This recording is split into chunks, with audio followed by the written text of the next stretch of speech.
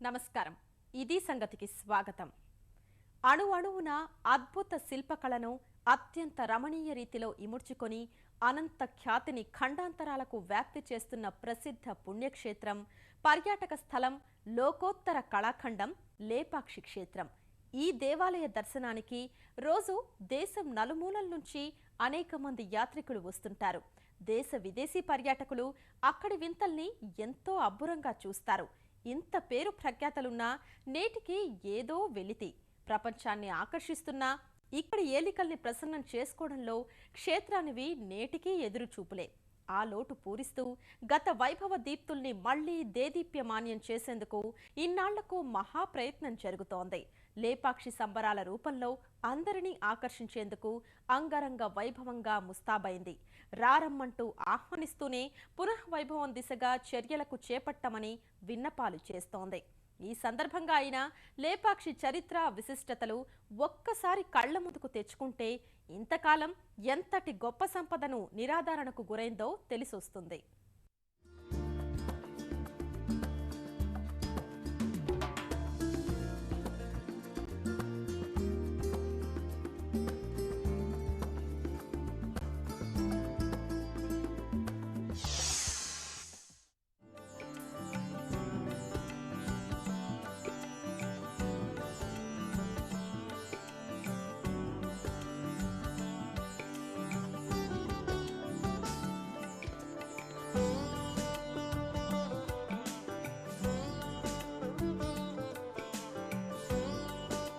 అందమైన చిత్రాలు,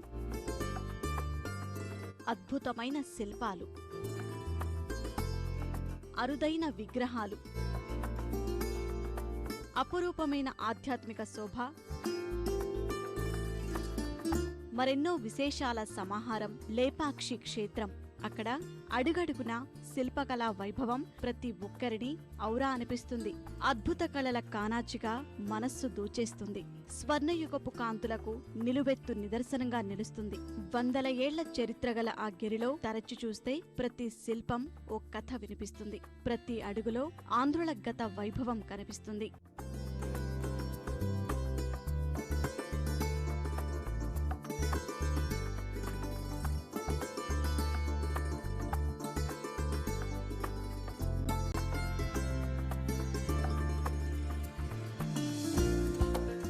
ఆ ఘన చరిత్రకు నేటికి సజీవ సాక్ష్యం మన లేపాక్షి. విజయనగరం మహారాజుల కళా వైభవానికి స్వర్ణకాంతుల పాలనాపటిమ చాటి చెప్పే ఆధ్యాత్మిక వనం. భారతదేశంలోనే ఎంతో పేరెన్నికగన్న నంది విగ్రహం లేపాక్షిలో ఉంది.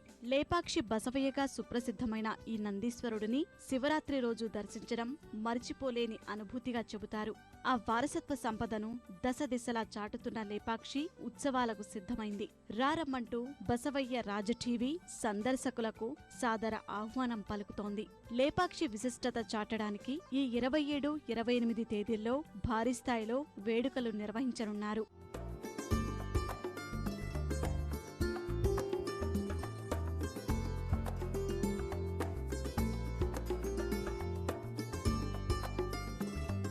అనంతపురం చారిత్రక పట్టణంగా బాసిల్లుతున్న లేపాక్షి అనేక విశిష్టతలకు నెలవు. ఆలయంపై ప్రాణం పోసుకున్న శిల్పాలు, చిత్రాలు 5 శతాబ్దాల చరిత్రకు సాక్ష్యం. విజయనగర పాలకుల కళా అభిమానానికి, నాటి కళాకారుల నైపుణ్యానికి నిలువుటద్దంగా నిలుస్తుంది. ఈ క్షేత్రాన్ని అచ్యుతరాయల కాలంలో కోశాధికారిగా పనిచేసిన విరూపಣ್ణ 15వ శతాబ్దంలో నిర్మించినట్లు శాసనాలు చెబుతున్నాయి. కూర్మగిరి కొండపైన వెలసిన లేపాక్షి ప్రముఖ వాణిజ్య కేంద్రంగా భాసిల్లింది. పునాదులు లేకుండా ఆలయ నిర్మాణాన్ని పూర్తి చేయడం విశేషం.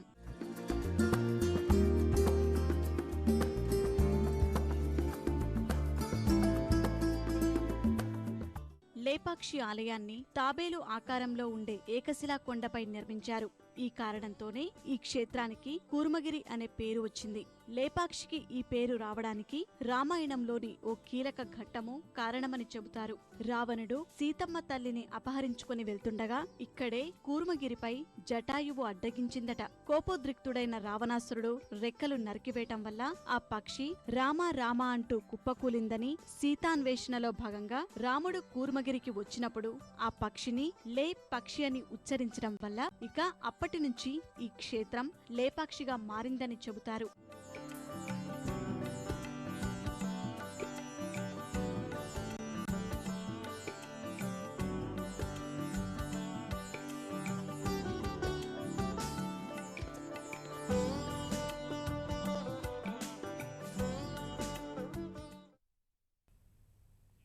అడుగు తీసి అడుగు వేస్తే అద్భుతమే.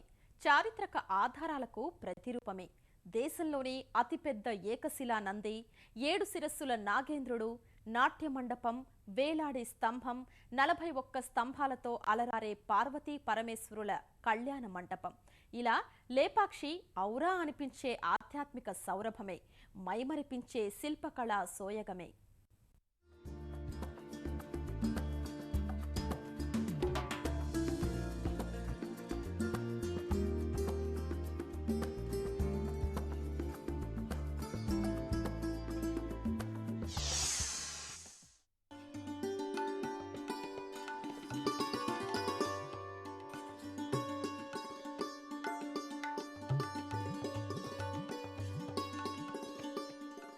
లేపాక్షి గురించి ఎప్పుడు ఎక్కడ ప్రస్తావన వచ్చినా మరో పేరు తప్పక వినిపిస్తుంది. ఎంతగా అంటే లేపాక్షి అనగానే ముందు చెప్పుకోవాల్సింది ఆ నందీశ్వరుడి గురించే. అక్కడికి వెళ్లి బసవన్నను దర్శించుకోనిదే లేపాక్షి యాత్ర పూర్తయినట్లు అనుకోరు. పురాతత్వ శాఖ లెక్కల ప్రకారం లేపాక్షి బసవన్న 4.5 మీటర్ల ఎత్తులో మహాలింగానికి ఎదురుగా కూర్చొని ఉంటుంది. భారతదేశంలోనే అతిపెద్ద నందిగా పేరుగాంచింది. తంజావూర్ బృహదీశ్వరాలయం, మైసూర్లోని చాముండి హిల్, బెంగళూరులోని బసవన్న గుళ్లలో ఉండే నంది విగ్రహాల కంటే లేపాక్షి విగ్రహమే పెద్దది. లేపాక్షి క్షేత్రానికి అసలైన అందం ఈ నందీశ్వరుడే. ఈ విగ్రహాన్ని అత్యంత రమణీయంగా తీర్చిదిద్దారు. ఒకే రాయిని అంత భారీ విగ్రహంగా మలచడమే అద్భుతమైతే అందులోని చిన్న చిన్న విషయాలు శిల్పుల నైపుణ్యానికి తార్కాణాలు. బసవన్న మెడలో 29 గంటలు, 18 మువ్వల పట్టి, 27 రుద్రాక్షల మాల మలచడం వారి శిల్పకళా చాతుర్యానికి నిదర్శనం. ఈ కళాత్మకతకు అబ్బురపడి అడవి బాపిరాజు లేపాక్షి బసవయ్య లేచి రావయ్య అని కీర్తించారు.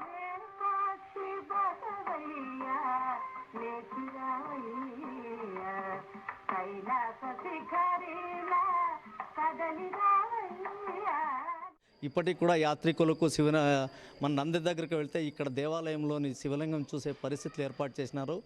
ప్రస్తుతము దీన్ని గిన్నీస్ బుక్, ఇది ప్రపంచంలో అతిపెద్దది కాబట్టి ఈ నందిని గిన్నీస్ బుక్లోకి తీసుకెళ్ళడానికి కూడా ప్రయత్నాలు జరుగుతుంది. విరూపండ నిర్మించిన వీరభద్ర, దుర్గా పాపనాశేశ్వర ఆలయం మరెన్నో విశిష్టతలకు నెలవు. మూల విరాట్ వీరభద్రస్వామి అయితే గుడి లోపల ఒక స్తంభానికి దుర్గాదేవి విగ్రహం ఉంటుంది. రుద్రుడి ప్రతిరూపమైన వీరభద్రుడి నిలువెత్తు విగ్రహం ఠీవీగా అభయముద్రలో దర్శనమిస్తుంది. బాహ్య ప్రాకారాల్లో గణపతి, నాగేంద్రుడి పెద్ద రాతి విగ్రహాలు ముచ్చట గొలుపుతాయి. దేశంలో ఎక్కడా లేని విధంగా ఈ ఆలయంలో శివుడు, విష్ణువు విగ్రహాలు ఎదురుగా ఉంటాయి. శివుడికి విష్ణువుకు మధ్య విభేదాలు లేవని నిరూపిస్తూ ఈ ఆలయంలో శివకేశవుల్ని ఎదురెదురుగా ప్రతిష్ఠించారు.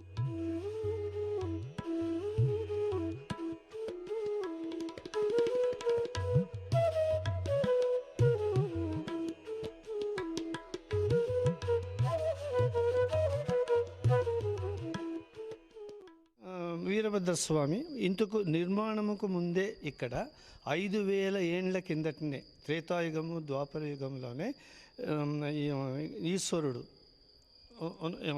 ఇది రామలింగము, హనుమలింగము, ఇవి 3 కూడా ఈ దేవస్థానం నిర్మించక ముందు ఉండేది.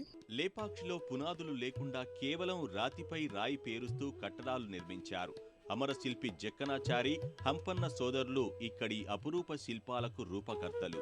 ఆలయంలో 876 స్తంభాలుంటే 246 స్తంభాలపై ఒకదానికి మరొకటి పోలిక లేకుండా అద్భుతంగా చెక్కారు.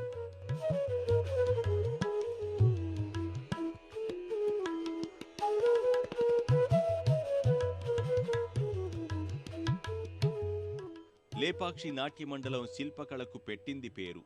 ఆలయ గర్భగుడి ముందు 70 స్తంభాలతో ఈ మండపం నిర్మించారు.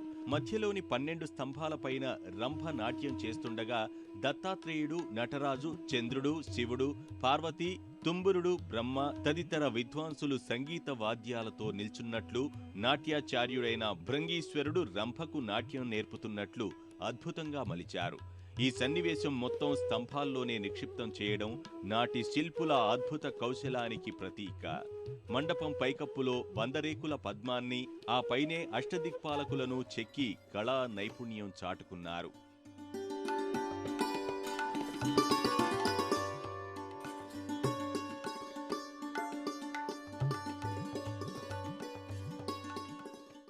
అక్కడి వేలాడే స్తంభం ప్రపంచ ఇంజనీరింగ్ వ్యవస్థను సవాల్ చేస్తుంటుంది. నాట్య మండపం మూలలోనే నేల తాకకుండా పైకప్పు ఆధారంగా గాల్లో వేలాడే 8 అడుగుల స్తంభం చూపరుల్ని కట్టిపడేస్తుంది. ఆధారం లేకుండా స్తంభం ఎలా ఉందన్న విషయం తెలుసుకోవడానికి అప్పట్లో బ్రిటిష్ ఇంజనీర్లు విఫలయత్నాలు చేశారు. స్తంభాన్ని కదిలించి రహస్యం తెలుసుకునే ప్రయత్నం చేశారు. ఈ క్రమంలో స్తంభాన్ని పక్కకు జరపగా మండపంలోని మిగతా 70 స్తంభాలు కదిలి అంతా భయపడ్డారు. మండపానికి సంబంధించి స్తంభం పైభాగం కీలకంగా గుర్తించారు.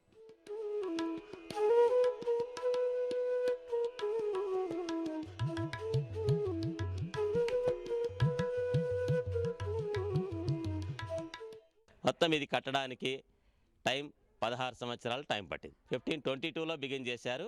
1538 వరకు 16 సంవత్సరాలు ఈ గుడి ఇక్కడ కట్టడం జరిగింది. ఇక్కడ నాట్య మంటపం ఒకటి. ఆ నాట్య మంటపంలో రంభ నాట్యం చేస్తుంది. ఆమె నాట్యానికి మిగిలిన దేవతలంతా రకరకాల వాద్యాలు వాయిస్తున్నట్టుగా ఒక చోట ఉంది. ఇంకో చోట ఇప్పుడు మనం నిలబడిన ప్లేస్ ఇది కళ్యాణ మంటపం. ఈశ్వర పార్వతికి పెళ్లి ఎలా జరిగింది అనేది ఇక్కడ చూపిస్తున్నారు. ఇదే మండపంలోని పైకప్పు లోపలి వైపున అపురూపమైన చిత్రాలు సందర్శకుల్ని ఆశ్చర్యచకితుల్ని చేస్తాయి. ఆకుపసరుతో గీసినట్లు చెబుతున్న ఈ చిత్రాల్లో చాలా వరకు ఇప్పటికీ చెక్కు చెదరలేదు. మనం గొప్పగా చెప్పుకుంటూ ఖరీదైన పట్టుచీరల అంచులకు పళ్ళుకు వాడే డిజైన్లన్నీ లేపాక్షి శిల్పాలు గీచిన చిత్రాల నుంచి, శిల్పకళ నుంచి తీసుకున్నవే.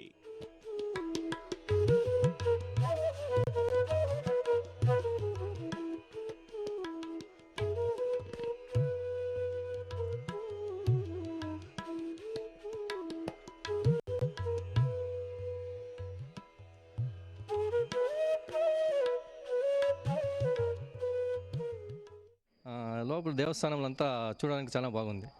ఇది రెండోసారి రావడం ఇక్కడ చూసిన దానికి చాలా ఆనందిస్తున్నాం. ఇక్కడ దుర్గాదేవి, వీరభద్రస్వామి, ఏడు తలకల పాము, నాగపాముది సరి బసవన గుడి చూసేకి వస్తుంది, బాగుందంట అని చెప్పారు. దానికి వస్తుంది పోవడం అంటే కర్ణాటకలో ఉంటే సంతోషంగా ఉంది. మాకు అందరి ఫ్రెండ్స్ అందరూ సంతోషంగా పోతూ ఉన్నాము.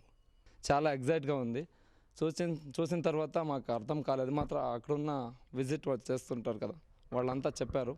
ఇంకా రావాలని మేము అనుకుంటున్నాము. ఇంకా చాలా ఫ్రెండ్స్ ఉన్నారు, వాళ్ళు కూడా తీసుకురావాలని ఉంది. ఇక్కడ కళ్యాణ మండపం ఒకటి, వేలాడే స్తంభము అంటే గుడికి ఆధారు అదే అనమాట. స్తంభం మెయిన్ అన్నీ ఇక్కడ ఎన్నో ఉన్నాయి స్తంభాలు. దాని మీద అన్ని పూర్వం నుంచే ఉన్నాయి. ఇప్పుడు వచ్చేవేం కాదు, కొత్త డిజైన్లు అయితే లేవు. ముందువే ఇప్పుడు చీరలకు వస్తూ ఉండే డిజైన్స్ అన్నీ కూడా ఇవే. ఆలయం వెలుపల అసంపూర్తి కళ్యాణ మండపానికి ఓ ప్రత్యేకత ఉంది. పైకప్పు లేని అక్కడ శివపార్వతి పరిణయం జరిగితే పాల్గొన్న సకల దేవతాగణాల్ని శిల్పాల్లో చూపించారు. పార్వతి చేతి 4 వేళ్లు పట్టుకున్న శివుడు 4 వేదాలు దిక్కులకు ప్రతీకగా చెక్కారు. అనేక భంగిమల్లో పక్షులు, జంతువులు శిల్పాలతో కనువిందు చేస్తాయి.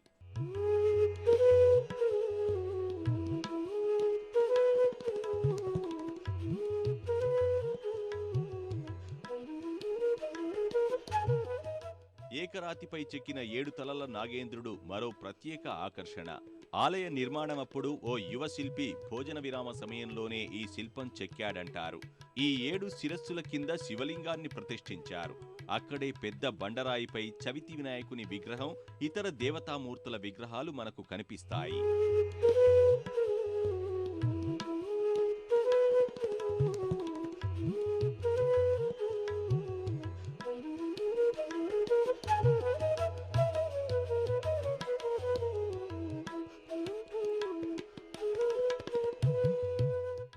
శిరసర నాగేంద్రుడు.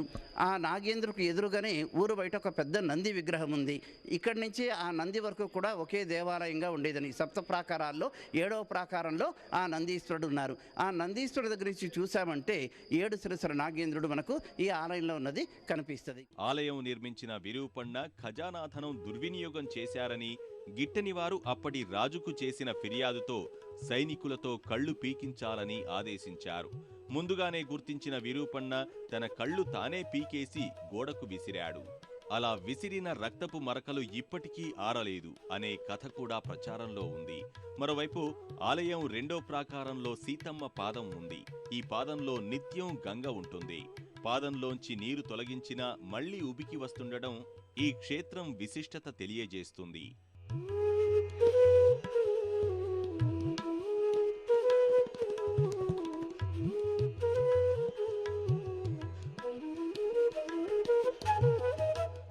లేపాక్షి ఆలయ గోపురాలు ఆ క్షేత్ర విశిష్టతకు తార్కాణాలుగా నిలుస్తాయి. వందల ఏళ్ల క్రితం నిర్మించబడ్డ ఆలయం చెక్కు చెదరకుండా ఉండటం నాటి సాంకేతిక నైపుణ్య నిర్మాణ కళా రహస్యం ఎంత గొప్పదో తెలియజేస్తోంది. ఘనచరిత్ర గల లేపాక్షి అభివృద్ధిపై ప్రభుత్వాలు కొన్నేళ్లుగా చిన్నచూపు చూశాయి. 2012లో కాంగ్రెస్ పార్టీ ప్రభుత్వం లేపాక్షి ఉత్సవాలు ఘనంగా నిర్వహించి క్షేత్రం పెద్ద ఎత్తున అభివృద్ధి చేస్తామని హామీలతో ఊదరగొట్టిందే తప్ప చేసిందేవీ లేదు. పురావస్తు శాఖ మొక్కుబడి బోర్డులతోనే సరిపెట్టింది. మళ్లీ ఇన్నాళ్లకు ఆ వారసత్వ సంపదను భవిష్యత్ తరాలకు అందించే బాధ్యతను హిందూపురం ఎమ్మెల్యే తీసుకున్నారు. లేపాక్షి విశిష్టతను ప్రపంచానికి చాటి చెప్పేందుకు లేపాక్షి ఉత్సవాలు ఘనంగా నిర్వహిస్తున్నారు.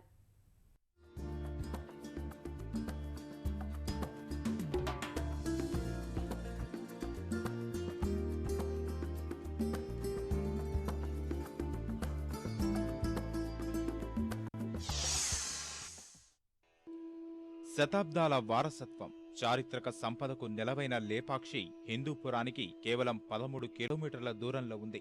ప్రపంచస్థాయి కళాకృతులున్న ఈ క్షేత్రానికి సరైన గుర్తింపు రాలేదు. రాయల కాలంలో 7 ప్రాకారాలుగా నిర్మితమైన ఈ ఆలయం ఆక్రమణదారులకు అడ్డాగా మారింది. కాలక్రమంలో జనావాసాలు ఏర్పడి ప్రస్తుతం 3 ప్రాకారాలే మిగిలాయి. 60 ఏళ్ల క్రితం పురావస్తు శాఖ ఈ ఆలయం తమ ఆధీనంలోకి తీసుకుని పరిరక్షణ చర్యలు ప్రారంభించింది. నిధులలేమి కారణంగా వారి చర్యలు అంతంత మాత్రంగా సాగుతున్నాయి. ప్రాకారపు గోడలు చాలా చోట్ల నెర్రలు వచ్చాయి. మరికొన్ని చోట్ల పెచ్చులూడిపోగా తలలు, చేతులు విరిగిపోయిన విగ్రహాలు ఎక్కువగా ఉంటే వాటి పరిరక్షణపై పురావస్తు శాఖ కాస్త దృష్టి పెట్టింది.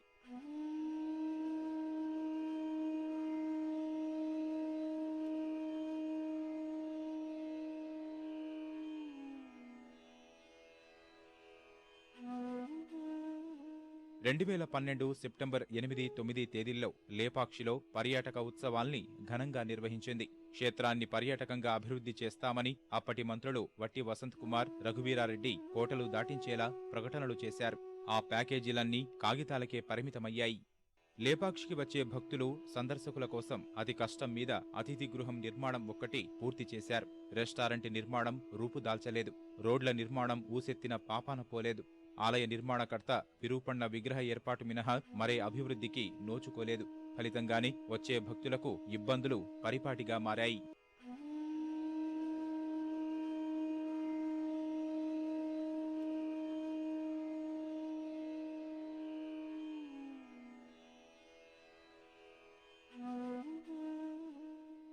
చారిత్రక ఆలయం లేపాక్షిపై పాలకుల నిర్లక్ష్యం కమ్మేసిన వేళ హిందూపురం ఎమ్మెల్యే నందమూరి బాలకృష్ణ ప్రత్యేక దృష్టి సారించారు. ఎన్నికల ప్రచారంలోనే లేపాక్షిని పర్యాటకంగా అభివృద్ధి చేస్తానని హామీ ఇచ్చిన ఆ మేరకు బాలయ్య నెల రోజులుగా లేపాక్షి అభివృద్ధికి ప్రత్యేక ప్రణాళికలు రూపొందించారు. ఈ క్షేత్రానికి ప్రపంచ స్థాయి గుర్తింపు తేవాలన్న లక్ష్యంతో ఉత్సవాలు ఘనంగా నిర్వహిస్తున్నారు.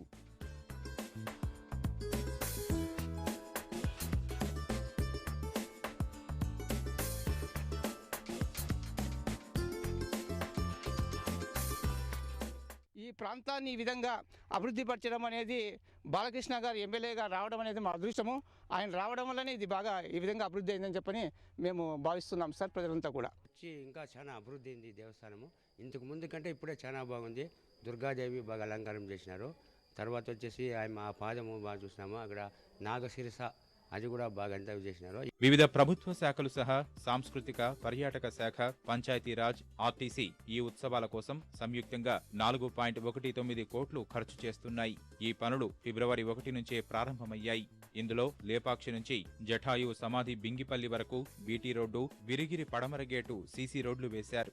కోనేరులో పూడిక తొలగింపు పూర్తి చేశారు.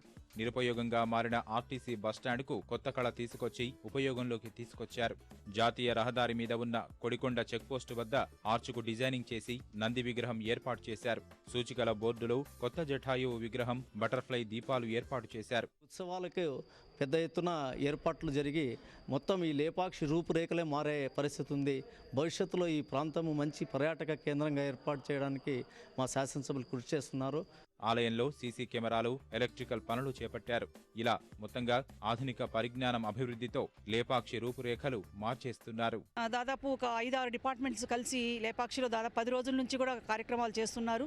ఇంటింటికి వెళ్ళి చెప్పి పండుగ వాతావరణం ఉండాలని చెప్పేసి ప్రతి ఇంటి దగ్గర కూడా మామిడి తోరణాలు, తర్వాత ముగ్గులు అలంకరించి ఒక పండుగ వాతావరణాన్ని ఈ 2 రోజులు 3 రోజులు మనం చేయాలని చెప్పేసి ప్రతి ఇంటి దగ్గర కూడా వెళ్ళి రెవెన్యూ డిపార్ట్మెంట్ ద్వారా ఎంఆర్ఓ గారు అవన్నీ కూడా చెప్పడం జరిగింది. లేపాక్షి ఉత్సవాల బాధ్యత స్వయంగా చూసుకుంటున్న ఎమ్మెల్యే బాలకృష్ణ విస్తృత ప్రచారం కల్పిస్తున్నారు.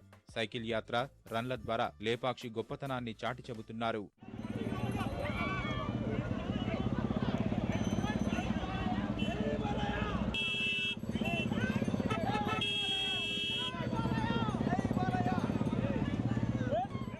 దేశంలోని వివిధ ప్రాంతాల నుంచి ఎంతోమంది పర్యాటకులు వచ్చి పెడుతుంటారు ఇక్కడికి.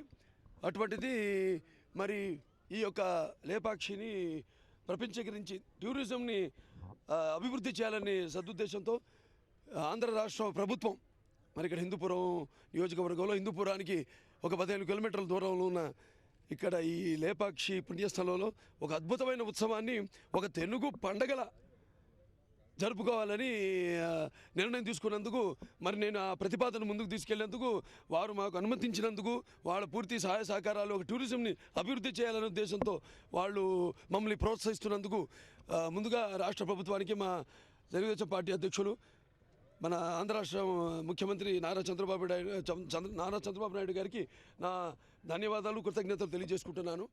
ఈ ఉత్సవాలతో లేపాక్షి ఖ్యాతి దశదిశలా ఇనుమడించనుంది. భవిష్యత్ తరాలకు మన చారిత్రక సంపద విశిష్టత ఏంటో తెలియనుంది. ప్రభుత్వం సైతం ఇదే స్ఫూర్తితో లేపాక్షిని ప్రముఖ పర్యాటక ధామంగా తీర్చిదిద్దాలి. అనంతపురం సిగలో ఆధ్యాత్మిక సౌరభాలు విరబూయించాలి అని కోరుకుందాం. మరిన్ని విభిన్న అంశాలతో మరో ఇది సంగతిలో కలుసుకుందాం. నమస్కారం.